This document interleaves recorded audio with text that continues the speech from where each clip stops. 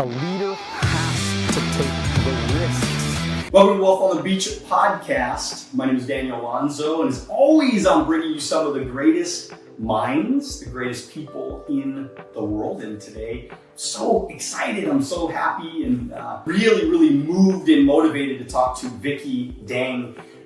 She's one of those people that once you know her story and you start learning about her and just the passion for life, you're going to really want to connect with her. So if you haven't already, make sure that you like and subscribe to the channel, Wealth on the Beach. Also on YouTube channel, make sure you check out Alonzo Academy. So we're always bringing you lots of incredible content and trying to make the world just a little bit better, than it was yesterday. So with that said, Vickie, what's going on? How are you? I'm doing so amazing. Okay. I'm so happy to see you. I'm so happy to be here. Thank you for everything. 9/11 happened, and you went into the military. So what the heck? Like, how did that happen? Why did that happen? And who motivated you to do that? I feel like I've always been very patriotic. I was born here in Northern California, not here, but like in California, so like a California girl. I was born in Northern California. And so in my life, I've had like both cultures. I've had like my parents who are immigrants from Vietnam, so my Vietnamese background, and then an American culture. But I was born here, so I identify so much with my, the American way, even though my parents are immigrants. And so I feel like just at a very young age, I just, I feel like everybody, you want to belong and you want to feel and so I felt very patriotic when I was young. When 9/11 happened, I remember just being it was so long ago, but tying ribbons to those bridges of but that's how patriotic I remember tying ribbons, the red, white, and blue ribbons or something like that. To remember, it was a time where flags were just everywhere. And also, I think at the time, I didn't know that I was always going to go into the military, but because I feel like I love America, there was a part of me that always wanted to serve, not even understanding the word serve, but I wanted to always give back. I tried to volunteer for the Boys and Girls Club before I was 18. You have to be 18. I remember volunteering, to feed people the Thanksgiving. So in my mind, it was I want to give back in a meaningful way, and obviously the term the vision I have for my life now is to be in service, but it ended up me serving in the military. I didn't know it at the time, but I was I'm gonna join the military. But that is so far out though. Was it, so 9/11 happened and then what were you thinking in your mind? I'm so patriotic, I need to go fight for America? Is that kind of what you were thinking? What did your parents say about this? Did they think you were crazy? Yes, they did. Yeah, because I think you're crazy. Yeah. So, yeah. I admire you, and I'm very patriotic. I fly a flag. My last house, I flew my flag every single day for 15 years or something like that I lived in that house. So I'm very patriotic. I love America. This is I travel all over the world, but it's interesting how when you come back to America, you're like, I love America because we are a great country. It's an amazing country that we live in. So parents thought I was crazy. They didn't want me to go. In my mind though, to answer your question, I knew that at the time I actually wanted to be an attorney. When I finished high school, I'm gonna go to college, I really wanted to be an attorney. My mindset was I'm either gonna join the FBI or be an attorney, because as an attorney, I saw myself helping people, and that was what I wanted to do. And so the whole 9/11 happened. I don't even know how it came about, but I was military. I think it was also kind of a little bit of a dark period for me, because there was a point in my life when I think it was a significant turning point for me, and that was I kind of got into some trouble, not me personally, but I hung out with the wrong crowd as a teenager, and it really affected me. Teenagers are already, kind of bad, bullies and things like that, but to hang out with the wrong crowd and to have it affect you in such a way, especially at that age. So I was kind of I want to get out of here. So in my mind, I was like, I'm gonna go to college. I want to get out of here. So I think that was like the momentum that I needed to be like, this is gonna be a way for me to go to college, which I knew that I was gonna do regardless, but I'm gonna take this different route. I'm gonna have an adventure. I'm gonna serve. No, I relate to that a lot because I was a bad kid growing up. Yeah. And I hung out with a lot of the bad, Yeah. a lot of the bad crowd, and so I there was a point where I didn't even think I'd live till 30. Like I just, I was hanging out with the wrong people, everything was happening. And then 21 happened. I turned 21 and I went into business. And that changed my life. So it's kind of like you went into the military changed you, kind of probably changed the whole course of your life, I'm sure, right? And same thing with business for me. It changed my entire life because I started hanging around with people that were good people, that were, they had goals and they had ambitions and they wanted to be somebody. What was that like to be in the military? Was it hard? I mean, did you cry? Did you like have dark moments inside the military? Tell me about that. Can I ask something? Yeah. Because I'm dying to know. Yeah. I love that you share that, and Daniel, like, I'm sure you know this, but I feel like pretty much anyone and everyone that I know that is successful or have done a lot, they have a chip on their shoulder. Like my mentor, Totally. Multiple exits, serial entrepreneur, multi-millionaire, like beautiful, right? Yeah. Soft spoken, she's got a chip on her shoulder, and I believe that. I feel like that is what drives, like my mentor. She doesn't need to work in a day in her life, but to be beautiful and successful and that driven. She has another company. It's like, we can talk about this forever, but she has a chip on her shoulder. And so I feel like my question for you is, I'm glad that you shared that because it's been my chip on my shoulder. Like, at what point, we don't have to get into it if you don't want to, but at what point were you like, I'm gonna go into business at 21? Did you have like a moment where like that shift happened? Because that shift happened for me as a teenager. Yeah, I mean, the moment was I had a friend of mine, and he was my best friend growing up. His name was Adam, and we did everything together. Me and Adam were best of friends, we were best of buddies, and we did everything. And I went into business, and he told me it was a scam. He told me it wasn't real. He just was so negative, towards me. And I'm like, dude, I've supported you everything you've ever wanted to do. I've supported you.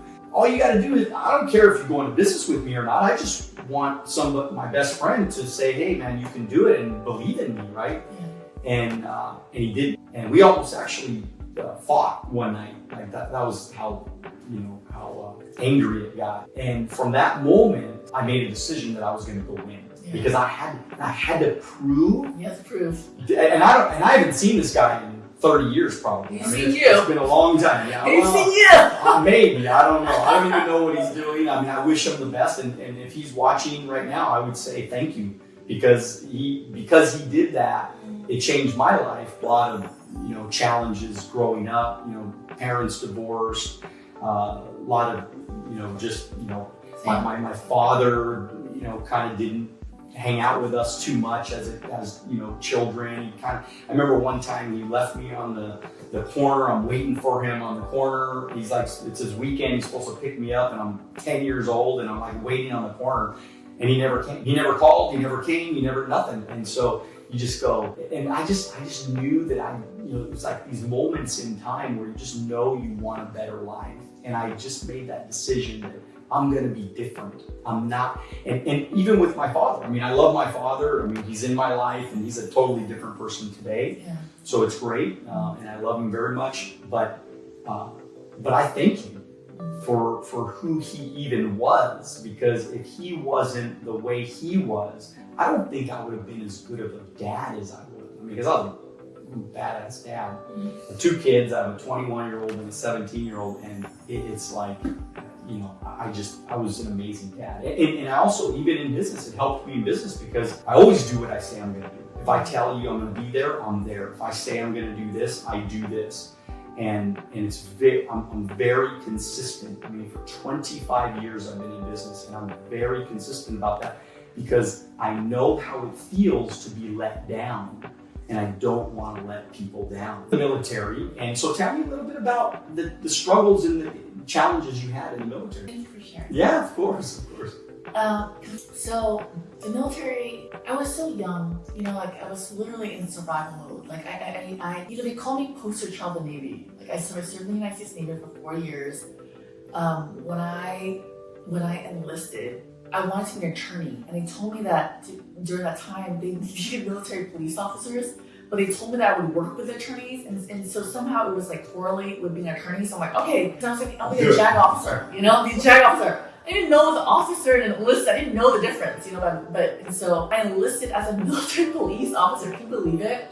And after 9/11 and for years after, like the military, it didn't change my life, but it was a stepping stone. And like you kind of shared, like I've learned so how can I not change somebody? I was 17 years old. I left in the winter time after I graduated. And so during my boot camp, which was in Great Lakes, Illinois, then I went to Virginia Beach, Virginia for my training. And then I was stationed in Port Hueneme, Ventura County, which is a CB base, so not too far from here. It was during wartime. Everything is like at a heightened, it's like a threat level heightened. So we're armed, like always armed, and so I literally was in kind of survival mode. Like I was scared, but I don't know if I was scared. I was literally just trying to do everything that I was told. I was following orders. I was also in school at the time because after I had gotten stationed, I had enrolled in classes, and so I was taking classes. And at some point, towards the end of my orders, they tried to ship me to Guantanamo Bay, Cuba, because at that time people were getting shipped to Gitmo because that's where the prisoners were, and Kuwait. And people wanted to go because you got more money. But I remember saying like, look guys, I can't go, I'm in school. And so, not that I was favored or anything like that, but I was literally like doing my work in the military, which was, I did feel like I had it very easy. I had like a 9 to 5, and at night I would go to class. And I just feel very fortunate that happened for me because I happen to be in shore duty. That is not the case with everyone in the military. More often times you're on a ship or you are in the life is hard. It's really hard, or you're overseas. I feel very blessed that like I happen to have shore duty, and they were very typical hours, and I had the opportunity to go to school, and so that was my focus. I didn't date. I didn't wear makeup. I was, we worked on a CB base, and the CBs in the military are the construction guys, and also we had divers. We had like the like explosive divers or like the special ops divers, whatever, on that base, and we also had Marines on that base. And so I was literally doing everything I can to be like not get in trouble, but like to do well, And so part of that was like my uniform was like a sharp. Like I was like they call it a poster child of the Navy. Like I would get stopped all the time. I remember like pumping gas at the military base, and like somebody was like, "Who's your commanding officer?" or "Who is the commander of your division?" You're squared away, shipmate. Oh my God, it's been so long since I've said these terms. So squared away, you're so squared away, shipmate, but not like. So it just means that you were like just solid on like solid, details matter. You were detailed, totally.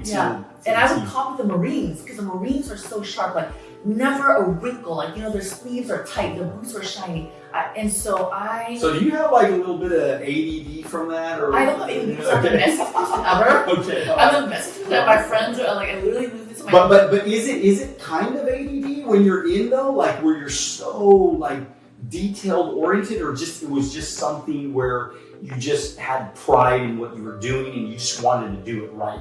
Both. Okay. Both. I'm not, and that's something that I took away, like in the military, like in boot camp, like when they're yelling at you for your bed to be made with the sharp corners, there's a reason for all that. Like the military is literally training me to be mindful of details, because details matter during wartime and out of wartime. If you miss a detail, it could cost a life. I remember one time a friend of mine, I'm not gonna say who it is, we're gonna have to beat that up, but they were like, Dang, because my last name, they're like, Dang's a lesbian. They literally said that, and I was kind of like hurt by it, but I shut it down real quick because I was like, I held the door for someone once. Daniel, I kid you not, but I was like, let's we have to squash this right now because I'm not a lesbian. They're like, Dang's a lesbian, because I didn't go out, I didn't party, I didn't drink, over words, college. Did you get this from your parents? I mean, what did your parents do when you were young? What type of work did they do? So my parents were immigrants, here, and so we didn't have like a lot of money growing up. They had learned English, I think they were here, they met here. And so like I think they were in college. And they're immigrants from where? From Vietnam. Okay, all right. Yeah, so they met at a community college. My mom at the time, she was like, she didn't know if I was younger, but because my parents had separated, my mom ended up going back to school. So my mom ended up in healthcare, and she would work taking care of 3 kids. But I feel like now I'm like compared to my son little 3 kids, you know what I mean? And so with her making so much less money, and so my mom ended up working, and then my dad at the time, like they separated when I was so young. He works at a cable company, and then he ended up when my dad left when I was like probably like around 9 or 10, and my parents had a settlement from my grandmother. So my dad and my mom ended up starting a business overseas. And so my dad ended up eventually staying overseas in Vietnam. And so it was kind of like, I love them so much. I love them. They're amazing. I know that they love me. I was money driven because I just wanted freedom, So I don't know, would you consider yourself money driven? Come on, just say it like it is. Don't hold back. Okay. It doesn't matter that, we have 12 billion people watching you right now. Okay, this is how I feel about money. And how I feel about money now, how I've always approached money, because I want to hear your thoughts. Yeah. And I don't know if my way is the right way or wrong way, but I can tell you from a very honest place where I'm at and what the mindset I have and what has worked for me. Money didn't actually drive me. Okay. I never really cared about making money. Like in my mind, I just saw myself as successful, but I didn't attribute, is that the right word? You didn't connect the money with the success. Right. I saw myself as as an attorney, as like successful, and that came with money, right? But I saw myself as having a very flexible, independent lifestyle. Dionne Furstenberg, I remember hearing her say, she said that I didn't know what I wanted to do, but I wanted to know who I wanted. I didn't know what I wanted to do, but I knew who I wanted to become. How did you stay focused on what you wanted? But the money thing, like I want to say this because I talk a lot about it because it is so important. And you've said this before, like you have said that money is energy, and so I feel like you and I are both worked on ourselves so much, like in our careers, and I think you would agree with this, like mostly on who we are and our mindset. My belief is that it is your mindset that allows you to make money. And so while I never cared about money, I've always been very generous, and I cared a lot about how people felt. So all my life, even when I was making no money, now, even when I'm around people that are so rich, even when I'm around couples and it's me, I have no problem like picking up a tab, or I want people to feel included always. Like the way, like I've always felt like it mattered more to me to like have fun and have people feel important and not worry. Even when I didn't, so beyond whatever I was capable of, I would contribute, or I would always just be very generous. And I've learned, Daniel, is that like you have to be generous. Like I get to be really generous with my life because generosity is a frequency. I can always make more money, but how many times have you met with people, vendors, with clients, with people like designers, with other people who try to rip me off, with them not knowing that I could have connected with you with so many other people, because we think big picture. Absolutely. This is how I think. I don't know if it's the right way or wrong way, but this is how I think. No. That's everything. Because people are short-term thinkers. This is the problem, is that they just think short-term, so they're not thinking about the 100 referrals in the future. You know what I mean? So they're thinking about what can I get right now. Yeah. And I notice this, and even around the world. I mean, I've traveled a lot of different places, and I've met a lot of really amazing people. But I do notice that it's man, everybody's trying to get you. They're trying to steal from you, and they just don't realize if they're nice, if they take care of you. I took care of my clients really well. I never advertised. advertised. I never had to ever. In 25 years of doing the business, I never advertised. I never had to take out ads. I never spent money on that kind of stuff because it was this guy took me to go see this person and this person took me to go see this person. Next thing you know, I remember a lady one time, she wrote down 25 referrals for me, because I was good to my clients and I added value to the world. And because of that, they wanted, because people want to take care of you. People want to help you. People want to do good things for you. You just got to be open to that. Yeah. And I want to say this too. I really believe that it's not about you just caring about your clients. This is what I truly believe. It's not about you just caring for your clients or what you're doing for them. I really believe that I cannot cut corners. So my belief is that all of your clients and the people in your life, Daniel, see you for who you are. It's about who we are being. It's not about just being nice. They see you and how you handle, the saying, how you do something is how you do everything. I really believe that. You cannot cut. My belief at this point in life is you cannot cut corners. When I say man, I get to be more organized, yeah, you just can't, and so that is why you're getting the 25 referrals, because they see you for who you are. It's not about just being nice to them. They see your high integrity and back to what we were saying, you understand this, all the times that people had thought short term, aka scarcity mindset. It was a scarcity mindset. You and I both see that they thought short term or selfishly, that it doesn't, that is not, that it doesn't, what's the word I'm looking for? It's the wrong frequency. It's not the right frequency. It's the wrong frequency. It doesn't, it is just the wrong frequency. So I just, all my life, I've been very generous and.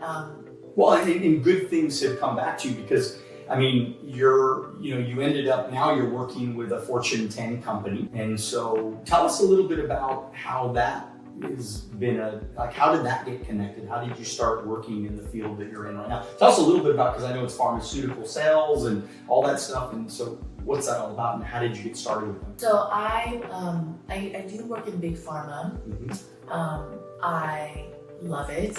Okay. Mostly because it aligns with everything I want to do as an attorney. So I wanted to help people. I wanted to make money. I wanted to be around very smart people. I wanted the quality of life. And my attorney was like, Vickie, I'm so glad you're not a attorney. And there's a part of me, I know we're going off track here, but the only reason I would want to be trained now is because I would have that knowledge and I would work pro bono. And I really choose like, you would not work pro bono, it's so much time consuming. But that, you just imagine I would serve pro bono. And so, but in pharma, what can I do that I can't? But pharma, I love it so much. It is a very competitive industry. But again, everything I wanted to do as an attorney, it translated. I ended up by accident in pharma. Yeah, but mostly I. So how did you get there then? How did that? What were you doing before, and how did you move over into what you're doing now? So I started off after college. I took the LSAT 4 times, whatever. And I finished college, finished the military. I ended up working for a tech startup. When I was at the tech startup, I was my 20s. I was traveling all over the US, meeting with CFOs and all these decision makers. All these decision makers. And I was so young, and I remember because of that tech startup, I learned, I think it honed in on how to deal with people. At this point, I'm dealing with all men, right? Military, then tech. I'm young. I'm being carded at dinner that I'm taking them out to. I'm being carded everywhere I go, and I'm insulted that I'm being carded because it's no one's gonna take me seriously. But during that time, I was there for 6 years, whatever. It changed my life because it taught me to sell. It taught me relationship. It taught me just so much. I was in my 20s. I just I feel like it just honed in on a lot of just dealing with people and just selling at that point. And then I ended up. So ultimately you sell. I don't think I'm a good seller. Wait. No. You can't say that. This is bullshit. It's bullshit. You cannot say that you don't know how to sell. You sell every day. I do sell every day. Exactly. So why do you say you're not good at sales? Because if you were good at sales, they would fire you. That is true. Exactly. That so tell me why Why are you so good at sales? And I did get fired too, by the way. Like, Did they fire you because you didn't know how to sell? Or no. what? But I feel like a lot of people got fired. I feel like at a point I got bored. So, Oh, okay. it's But that's different. But That's it ended up changing my life, because my next job ended up I have 3 big jobs, right? And every job after it changed my life. I had upgraded every time. But I had gotten bored at that point. So I ended up, you're asking about selling. Yeah, I mean, I know you say you're not good at selling. I'm not. But you are good at selling. But you're probably good at selling because you don't think you're good at selling. Because everybody tries to sell, and the reason why they are not good at sales is because they sell too hard. They're always trying to sell. Mm-hmm. Some of the best salespeople in the world, they don't sell. Yeah. This is why they're great at sales. Mm-hmm. Do you get what I'm saying? Yes. Okay. Yeah. So do you think that's you? Yes. Okay, it has to be. Yes. Because you don't think about yourself as a salesperson. You're just trying to add value. You're just trying to do a great job. You're just trying to educate. Yeah. And if you do that, people just want to buy shit from you, right? I mean, am I right? I care a lot about people. Of course. Yeah. And this is why they want to buy from you, right? Yeah. I generally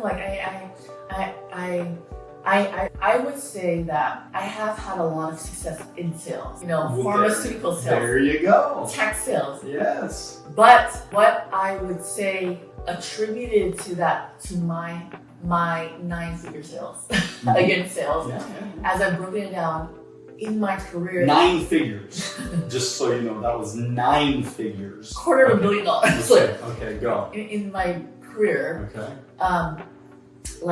I care a lot about people. I care a lot about them. Whenever I meet my doctors or whenever I meet someone, obviously there's people you just connect more to than your clients. Sure. You connect more to them than others. But in my mind, the ones I connect well to, I'm like, they're gonna be my friend. I want. They have kids. I didn't have kids. I still don't have kids. I'm always trying to connect the dots. I'm always, literally, whether it's a doctor or whether I'm always trying to connect, or whether it's a college kid now that I just love. I'm in the future, who can I set them up with? Okay, maybe I could hire them in the future. Maybe this and that. I'm always trying to connect the dots, and so I would say I care a lot about people, and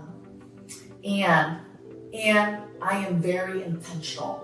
I'm not intentional about the sale, but I am intentional because pharmaceuticals, you're not really, you are with the doctors, sharing clinical knowledge, right? It's not like a transactional sale, and then you want them to write a prescription, right? You want them to write, and there's other medications. So I am very intentional about what it is that I wanted to share with them, or what it is that I'm doing, and I am very, I would say, not good at sales, however, whatever that is, but I am very intentional in my work, and I am very intentional in my life. I'm intentional about this time together. I'm intentional on a date. I am very intentional about how I show up, because I have learned, and then I have learned, in my belief too, is that I cannot run on my emotions. I don't rely on my emotions, but I am vision driven. I am results driven. And so when I am intentional about everything I'm doing, it allows me to move that needle forward. I've learned so much in all these workshops I've done. We're not focused. We're focused on vision, and we can't focus on emotion. So it's kind of in the long-winded answer. That's how I go about it. There's a lot of salespeople that they do absolutely nothing but think about. And by the way, there's a lot of people that are watching this right now, and they're just getting knowledge. It's just knowledge, more knowledge, give me more knowledge. I want to learn more. I want to get more information. But at some point, you have to say, I got to do something. I have to be intentional. I have to get results. I have to follow through on the advice that these people are giving me. So if they hear a nugget of wisdom or a piece of information that could be transforming, well, they need to act on that information. See, this is the difference of somebody like you versus most people in the world, is that at 18, you said, I want serve my country. You didn't think about serving your country. You fucking went and served your country. That's just the truth. And you did it. And then you said, I'm going to go into startup sales. And you said, I'm going to go do it. And then you just did it. And then you went and they said, I'm going to go, go into pharmaceuticals. And then they just did it. You just did it. And this is the difference where if we're not intentional, if we're not vision oriented, if we don't have a plan for the future, we will miss out. You will miss out on opportunities. So many people are going to miss out on so many great opportunities and chances to change life. And the reason why they don't do it, the reason why you're not intentional, why you don't follow through is because something inside of you is worried about what other people are thinking about you, success and all these things. They don't know. They don't know. So tell me about it. You don't know. So tell us about it right now. We want to know. Yeah, they don't know, Daniel. I love everything that you said because you and I feel like we both understand at this point who we are and the people that we have surrounded ourselves with. They're all intentional.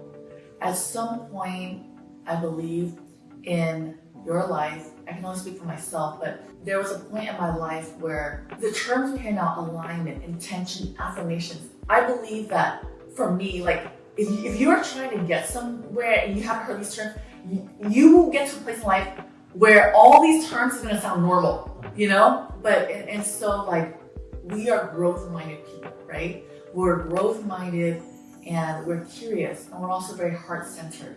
That's why you have this podcast and that's why you have been so incredibly successful. You don't need to work where you're traveling, which you are, by the way. You don't even need to do this podcast, Daniel. It's a lot of work. It's a lot of work to commit to your weekly podcast. It's a lot of work to do the editing, to interview people. It's a lot of work. You don't need to do this. But you do it because you have a vision, and that is to help other people. I guess where I'm going with this is I want to say this about taking action. This is something I really, really believe in because this is where my adversity has been, and the only thing, and if this is the only thing that lands, this is what I want to share. Other people don't need to have a life like you. They don't need to have all this financial success or a team of 25 people. How many people do you have? 1,500? 1,500, sorry. 25 years. Yes. 1,500 people. 25 years. Yeah. You don't need to be in pharma, Yeah, we do look like we have it all together. This is the differentiation. Differentiation, yeah. Right? This is the differentiation. This is the difference. Yeah, this is difference. Everyone is different. So whether you want to end up starting a business, which many people on your podcast, they're listening to you to do, they already have a business and they're stuck, which I'm sure you and I can both relate because I'm stuck all the time, right? Or the people that, younger generation, that may be listening, learning, right? They're still in college or they haven't even really started working yet, right? I recognize that people struggle, life is hard, and so whether you're getting out of bed today or you are closing a multi-million-dollar deal. I look like I have it all together, but I don't. And what people do not know is that my greatest strength is my empathy and compassion. Only because I have struggled so much in my life. I have felt so incredibly lonely in my life that it has fueled me to become this person. And I don't know if I mentioned this to you, but I struggle with social anxiety. So I recognize that there are people that have there's 12-year-olds that have launched a podcast, but for one person to get from point A to point B, it's not the same threshold and barriers. For one person to get, a $10 million deal might have been easy for them. But for some other person who's, it's not. So whatever it is, I recognize that. So because I have fought myself every step of the way, literally, I am somebody that I could not wear heels in public. I'm 5'8". I am somebody who struggle with not feeling good enough and being invisible. So when I say that I am in pharma and I have a podcast of my own, or I look like this, people don't know that like I've worked my way, I've healed, and the work is never ending. You know this, Daniel. The work is never ending. I work on myself consistently. So when people say they know, they don't know. You know, when people make a comment about Vickie is this, Daniel is this, they have it so easy, they live in Newport Beach, they don't know. You know, Vickie looks like this, they don't know. So when you see me looking like so glamorous, you don't know that I could not put on a pair of heels a couple years ago and walk through a hospital because I did not want to stand out. I did not want attention because of all these limiting beliefs that like, man, if I could just fucking blend in, and nobody could say anything about me. But that is like, it's so fucked up. Do you have haters though? Like, do you like in your life? I mean, have you had haters before? Have you had anybody? So where does this anxiety come from? Because everybody likes you. So why would you even think like? See, so to me, it's amazing to me. But again, it's all psychology. It's all chemicals. It's all just in our DNA sometimes. Think about it logically. Daniel, you can't tell that to a depressed person. Totally. I totally get it. I totally get it. Take off your heels. So, but no, I'm joking. But I think that, you're right. Everybody's got their issues. Yeah. But I'm saying from a logical standpoint, did you ever look in the mirror and say, okay, I've accomplished so much, I've done so much, nobody's hating on me. Yeah. No, nobody's saying bad things about me. Sure. Maybe I should just talk good of myself. Maybe I should just freaking be who I want to be. I mean, did that ever enter? Of course. Okay. So what happened? Like, what goes on? I'm trying to understand what goes on in your mind that creates that social anxiety. Who knows, right? Like I feel like nobody really knows, right? And that's why it's so hard. But is it like a feeling? Is it like a feeling in your chest? Is it just in your mind? Is it just like is it a I'm worried about what they'll think about me, or is it a little bit of that too? All of it. Okay, all right. So social anxiety is very debilitating. Okay. So when I say social anxiety, I'm talking about like I got in multiple car accidents because of my social anxiety. I'm talking about like struggling to walk my dog around the block because of my social anxiety. I'm talking about like if it's normal, if the natural thing for me to come home from work is to stop by the store and get food and then go home, I would wait till nighttime when nobody was there and go shop. That's how fucking debilitating it is. It's so debilitating. In my 20s and even now, like I have managed it. So when I say I have so much compassion, like I have so much empathy, like because I'm in a different place now, So how did you get past it? Like what were there, like if somebody's listening right now, okay, and they have this social anxiety, because obviously you kind of managed it. Doesn't go away. It doesn't go away altogether, but you managed it. Yeah. What advice would you give that young person that's going like, I can get what she's talking about. I know what she's talking about. I understand what she's talking about. How do they get past it? So this is someone with social anxiety or just any anxiety? Yeah, just anything, yeah. So I would say the number one thing for me is I always knew in my mind at like 30, I would become this successful person. That person would have a career. I didn't have the upbringing of parents, like I shared with you, that instilled college in me, that supported me. That like a lot of these big companies, that these kids are from big schools, they have like college, like athletes and things like that. This is what I'm going up against, and so I didn't have any of that. But I did know that no matter what it took, this is who I'm gonna be, and I never wavered from that. And so eventually I created my path. This is years of me just looking straight ahead and just doing whatever it took. So at 30, I ended up moving to San Diego. And this was another pivotal point in my life. I realized everything that I wanted, I kind of got. Because I had a list, right? And on that list, and I've shared this with friends, was like my career I got at 30.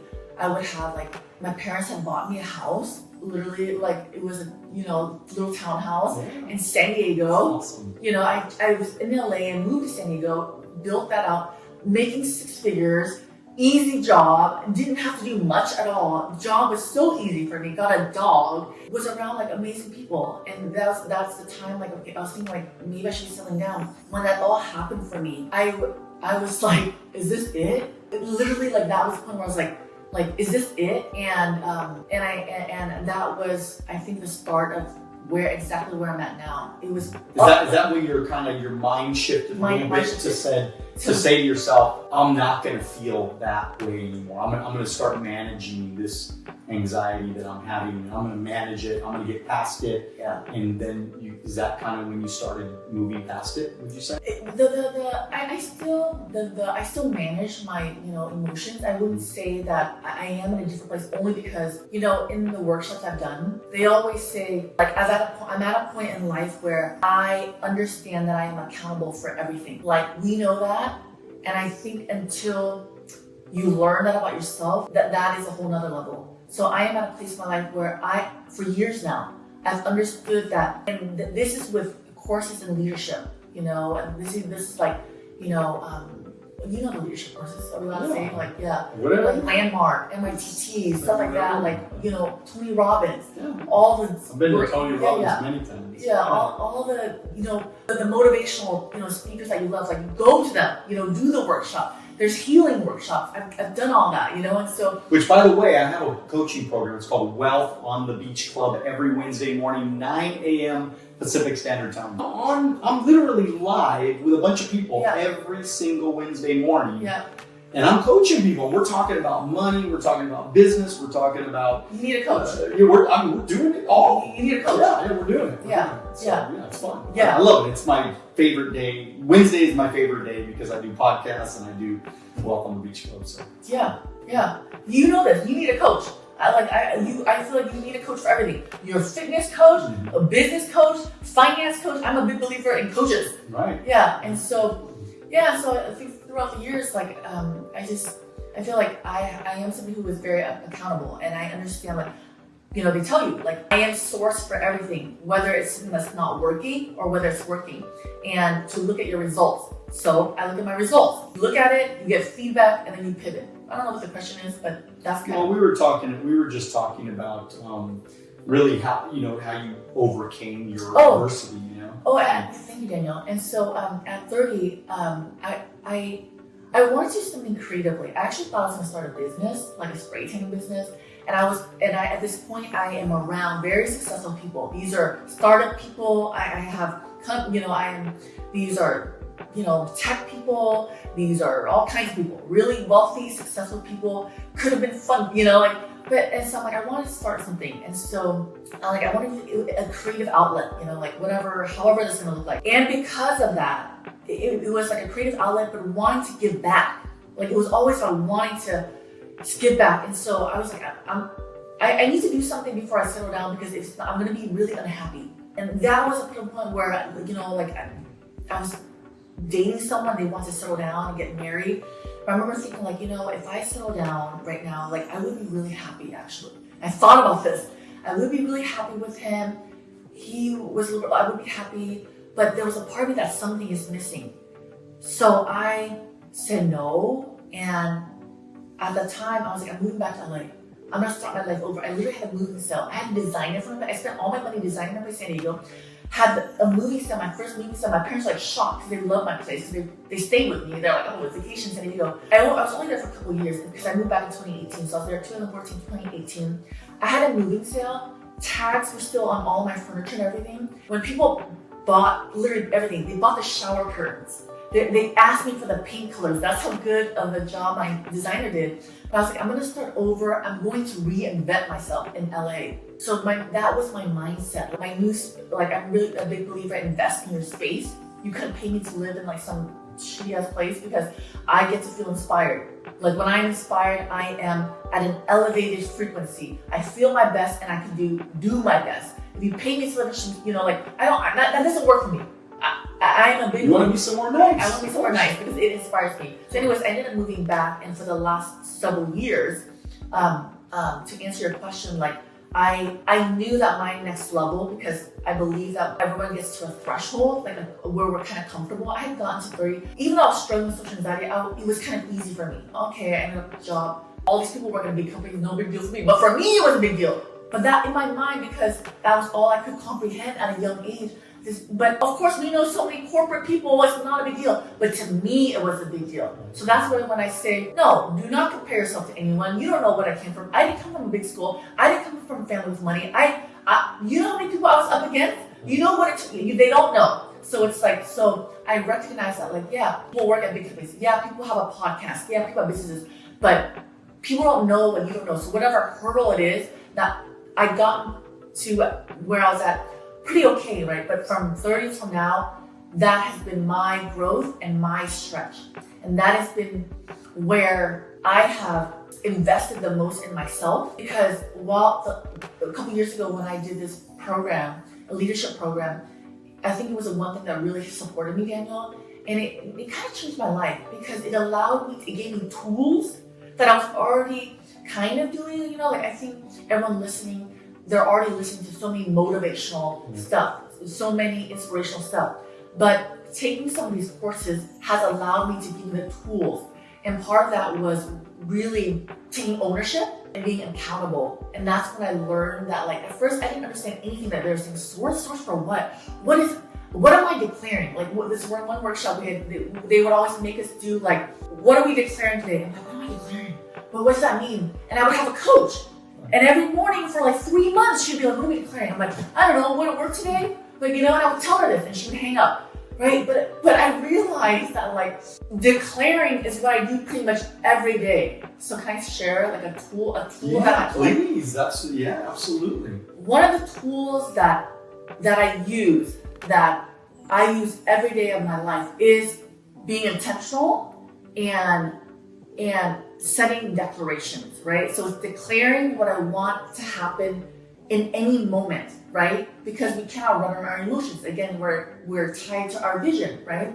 And so back then when she was making me declare whatever, I would make up stuff, because I would just hang up on her and then like go out, go back to sleep or whatever. But now I understand the value of declaring. If I'm going to say I'm going to have a good day, I'm going to have a good day.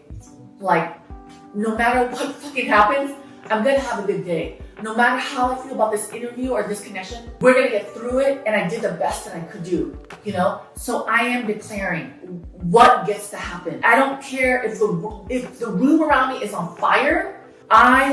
These are the results I want, and I am tied to that, and who do I get to be? So the tool that I specifically want to share, because I know I'm going in a long-winded way about this, is I set my declaration, like, my intention, anytime I do anything, my intention is to this. My intention is to connect. My intention is to empower. My intention is to add value to my client, right? My intention is to connect my doctor today, right? But the next step and the tool that I use all the time is, who do I get to be? Literally on my phone. Before a date in my car. No, actually, I get picked up now. But like, my intention is to connect with my date. My intention is to have so much fun with my date. Who do I get to be? I get to be fun. I get to be present. I get to be loving. I get to be myself, because that's myself, And so that is a tool that I use, and that has significantly changed my life and shifted me. Because Daniel, you know that, like, I can be declaring every day and things still don't always happen. But unless I am declaring, unless I'm intentional, I am moving the needle. So many times I declare and it doesn't happen. Every day now and in every moment, I kid you not, I am very intentional about every interaction I have with you, with every person, because for me, that is me moving the needle. Because if not, I will just fall back into comfort. Because as you know, we fall back into safety. What are your thoughts on all this, Daniel? What do you think? No, I think that the intention is everything. I have my intentions. The way I did it is I actually put together a dream video. So all of my intentions are in this like little 4-minute video. And before I go to bed at night, I watch it. If I wake up in the morning, I watch it. Or at least as often as I, feel I want to watch it. And it's just 4 minutes of all my intentions written down with pictures of places that I want to travel to, the type of team that I want to build. I have some pictures of some of my agents that I am kind of like, visualizing them becoming more successful, because in my business, the more successful my agents are, the more successful I am. Yeah. So my whole intention has always been about, how do I help my people become successful? Mm-hmm. It was more about them than it was even me. I was just like, well, if I just help them become successful, I'll inevitably be successful. So it didn't matter to me what happened to me. I was just focused on, okay, how can I build systems for them? How can I train them better? How can I make sure that we have better contests? And how can I make sure we have potlucks and new recruit nights and fun parties and a great environment? I went and bought a big old building in Ontario because I wanted a really our home base, that everybody could be there. We used to have meetings that would have 400 people in our building, and it was just always about trying to create that environment, because I knew that environment was everything. Pushing up people.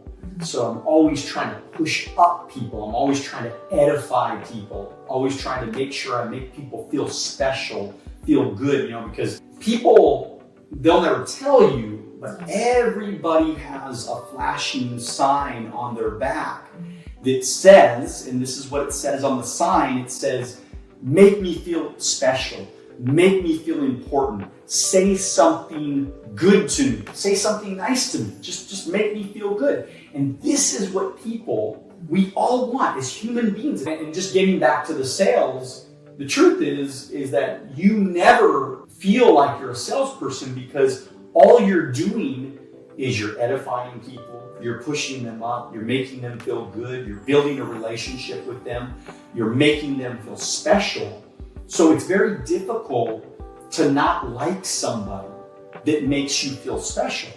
This is why building relationships in my business has been so critical. It's always about the relationship. Sales are sales, man. I mean, come on. Anybody can sell a life insurance policy. Anybody can sell an investment. Anybody can do this that's not hard to do. What's hard to do is to connect with another human being, to connect with somebody and tell them they're special and they're good and they're amazing and they're incredible, and make them feel good, because everybody wants to be around that. What do you think? I mean, what's the next journey for you? What do you want to do? I do want to become a attorney. Okay, all right. You never know, though. Okay. For me right now, where do you see yourself 10 years from now? Where do you want to be 10 years from now? So, 10 years from now, yeah. I am in complete alignment with the powerful, source, yeah. Source, empathetic, extremely compassionate person with a family that has a platform that has empowered and inspired people. I am making a lot of money. I never care about money, but money, it is a resource, and I'm giving back. Can I give you a piece of advice though right now? Can I stop you just for 1 second? Yeah. Okay? Yeah. Just remember, okay? Because whatever you think about will ultimately become your reality. So we have to be very careful when we say that we don't care about money, because if you don't care about something, that something will not be in your life. Okay. So it's kind of like a person in your life, right? Yes. If you're not treating that person well, then they're going to leave your life. Yeah. If you're not treating money well, then the money's going to leave your life. So we don't want to ever say that we don't care about money. No, this is the thing, because I know why you say it, and I know why a lot of people say it, and it comes from a good place. I get it. I totally get it, because people like you with so much feeling of wanting to help people, and you have this servant mentality and this servanthood about you, that of course you look at money, and money's like, well, it's fine if we make money, but I just want to help people, which is fine. But check this out. Imagine if we had Warren Buffett money. Yes. How many FP money. Yeah, FP money. Exactly. Yeah. Imagine Reference how it, many yeah. freaking people we could help, Oh, right? Yes. So this is where we have to say to ourselves when we wake up in the morning, I do care about money. I do want to get rich. Matter of fact, I want to get stinking, filthy rich. Yeah. But True. I want All to do true. good things with this money. I want to help people. I want to make a difference in people's lives. I want to go around and, maybe start a homeless shelter.